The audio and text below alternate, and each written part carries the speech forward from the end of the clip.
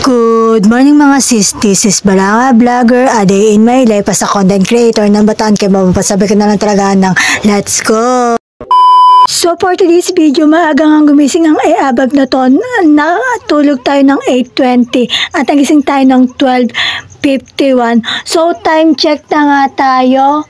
1:04 at binilan nga ako ng Bonamine ni nanay kasi baka mahilo daw ako. Hindi naman ako mahilo, just case of emergency. At naghapat nga lang tayo, hindi natin binasa ang ating buhok.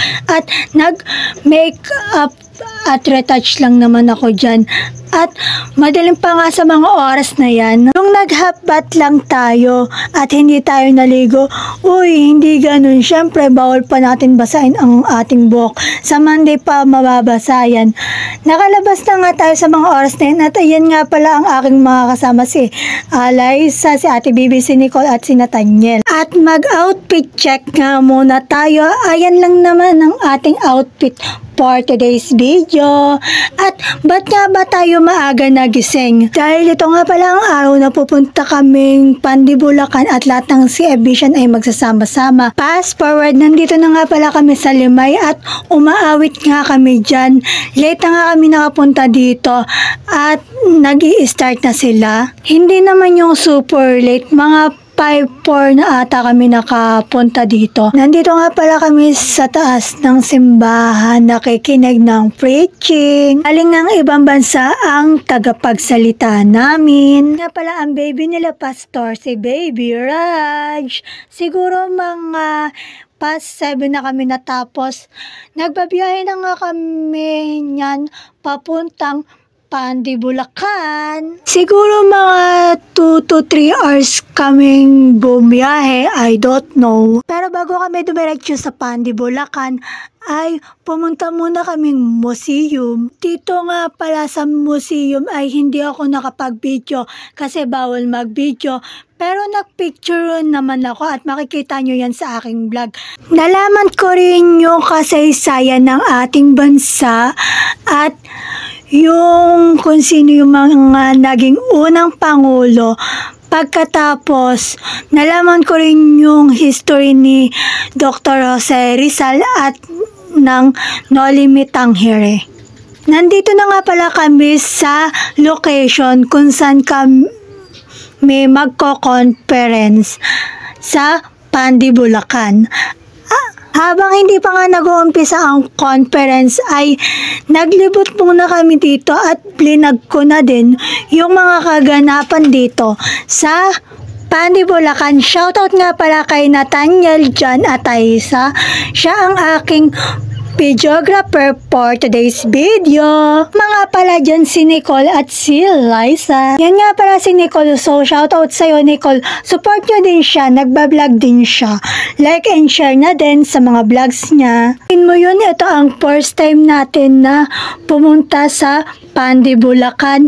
So hindi ito yung first time na nakalabas tayo ng Bataan. Siguro mga pang-apat na to, pero ito yung first time na pumunta tayo ng Pandibulacan. Nung first, kasama ko si ate nun.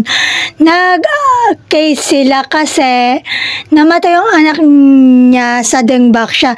Nakwento ko na nga sa inyo yun before.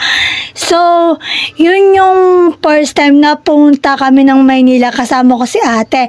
At yung pangalawa, yun sa PGH.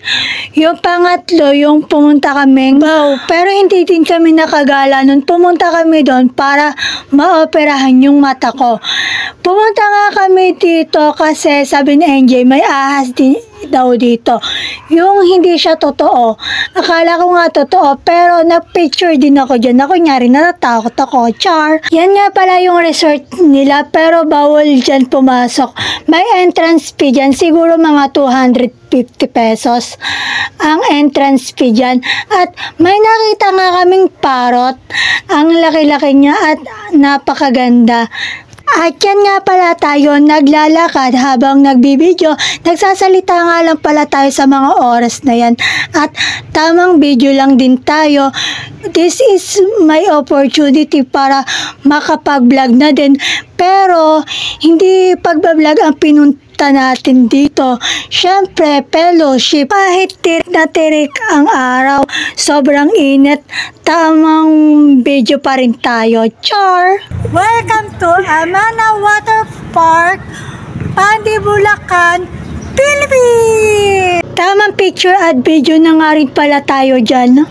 Nagkanda bulol-bulol pa nga tayo sa pagsabi ng Amana, imbis na Amana yung masabi natin, Amaya Water Park. Amana Water Park, Pandi, Bulacan pala. Nag-start na nga dyan na umawit. Siyempre kung aawit ka, ibigay mo na yung best mo para kay Lord, diba? Ang dami ding sumama sa Pandi, Bulacan for fellowship mula Luzon, Visayas, Mindanao, NCR, Bataan at sa mga panig ng bansa, pati sa ibang bansa ay nakijoin din para sa fellowship. Napakaraming nga buong bansa naki-join sa fellowship. Napakasarap nga naman sa pakiramdam. Yung mga may trabaho, may mga gawain sa bahay ay sumama din para sa fellowship na to. Nung matapos nga ay nag-drive-thru lang naman kami at kumain kami sa Jollibee. Masyado na nga palang mahaba ang video na to at yun lang naman for today's video. Wag nyo nga pala kakalimutan mag-like, comment, share, and follow. At yun lang. Bye! God bless. Salamat sa support. I love you all.